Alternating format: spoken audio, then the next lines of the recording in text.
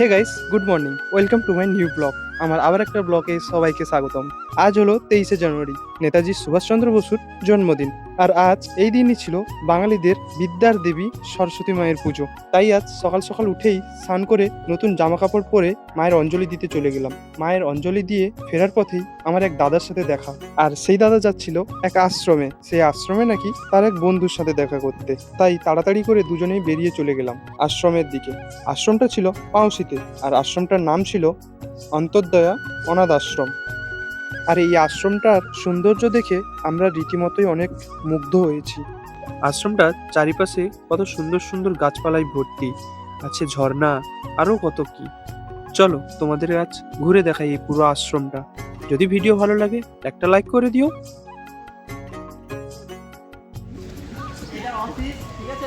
আচ্ছা, এটা কি হয় কয়া দাও।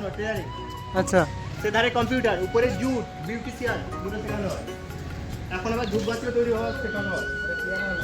এটা তোমার অনুষ্ঠান মঞ্চ, ঠিক আছে? সবসময় যেন চোখ টোক সব ফ্রিতে দেখানো হয়।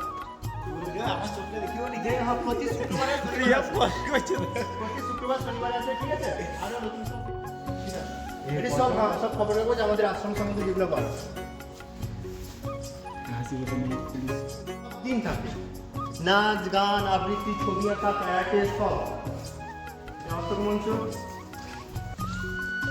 এই আশ্রমটাকে ঘিরে অনেক খবরের কাগজে অনেক কিছু লেখালেখিও হয়েছে। এখানকার বাচ্চাদের পড়ানোর সাথে সাথে অনেক কিছু শেখানো হয়, যেমন পাঞ্জাবি তৈরি করা, ব্যাগ তৈরি করা, ধূপকাঠি তৈরি করা। আর মেয়েদের জন্য ছিল বিউটিশিয়ান এবং কম্পিউটার, ছেলেদের জন্য কম্পিউটার ছিল।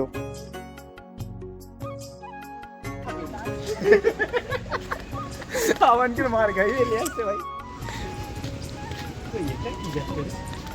এদিকটা মেয়েরা থাকে আর ওদিকটা ছেলে নাকি? এদিকটা ছেলেরা থাকে, তার স্টাফ, নিজের সব স্টাফ থাকে। এটা একটা ফুটবল গ্রাউন্ড বুঝবো।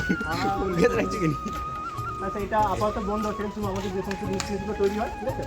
এখানে সব থাকে। এখানে সব কি বলবো, পাঞ্জাবি, তারপর জুটের সমস্ত ব্যাগ, ঠিক আছে? বিভিন্ন সেখানে যাতে তৈরি হয়। হ্যাঁ, হাতের কাজের জিনিস তৈরি হয়, ঠিক আছে? ছবি আঁকা জিনিস সব এখানে থাকে। এটা লাইব্রেরিও, একটা বিশাল বড় হলরুম আছে, বাইরে থেকে বুঝে যাবেন। এই আশ্রমটায় হাজার হাজার অ্যাওয়ার্ডও পেয়েছে, যেগুলো আপনারা স্ক্রিনে দেখতে পাচ্ছেন। এক কথায় বলা যেতে পারে এই আশ্রমটা খুবই সুন্দর, এবং এই আশ্রমটা 4টি শাখাও থেকেছে। খেলার গ্রাউন্ড, ঠিক আছে? আচ্ছা। ইন্টারন্যাশনাল লেভেলে সব খেলা হয়, মানে টিচাররা এসে করে শিখে। এটা একটা বৃদ্ধাশ্রম, আর এটা একটা গেস্ট হাউস। চলো, এটা আছে, বুলেরো আছে, ন্যানো আছে, চারটে আশ্রমে, চারটে গাড়ি আছে। চারটে আমাদের অ্যাম্বুলেন্স, একটা বুলেরো আছে, তোমার করে চারটা শাখা আছে। বীরভূমে একটা আছে, মন্দারমণিতে আছে, কলকাতাতে আছে, আর এই যে একটা হ্যাঁ, স্পেশালিটি আছে যেগুলো একদম পুকুরের পাড়ে, সেগুলো ফল পাকার আগে পেড়েলে হয়, আর বাকি সব রাখা হয় বাচ্চা খাবে বলে। আচ্ছা। সেগুলো বাচ্চাকে দেওয়া, এগুলো পেড়ে খাওয়ার জন্য, সেগুলো দেওয়ার দেওয়া খাওয়ার জন্য, পাড়ে খাওয়ার জন্য। হ্যাঁ, এগুলো কিনে নেওয়া।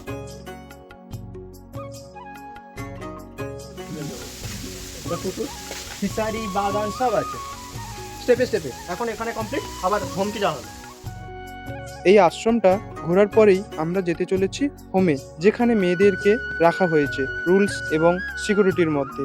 কারণ এই মেয়েরা অনেক কিছু ভুল কাজও করেছে জীবনে, তার জন্য তাদেরকে হোমে রাখা হয়েছে এবং তাদের পড়াশোনার দায়িত্ব এবং খুব সুন্দর গাইডও করে রেখেছেন। নর্মাল বাইকটার ভিডিও হ্যালো আছে, মানে এখানে তো হোম, এটা ঢুকতে দেয় না। আমি আশ্রমে দিয়ে ঠাকুরটা দেখে পালিয়েছি। হোমে এসেই সত্যি আমাদের খুব ভালো লাগছে পরিবেশটা দেখে, খুব শান্ত সুন্দর। হোমটির চারিপাশে বিভিন্ন রকমের গাছপালা ফুল দিয়ে ভর্তি ছিল, এবং দেয়ালের সৌন্দর্য বাড়ানোর জন্য দেয়ালটিতে অনেক রকমের চিত্র অঙ্কন করে দিয়েছিল, যাতে দেয়ালটা দেখতে আরো খুবই সুন্দর লাগছিল। আর আমাদের মায়ের পুজোও হয়েছিল। হোমটির নাম ছিল স্নেহ ছায়া শিশু নিবাস।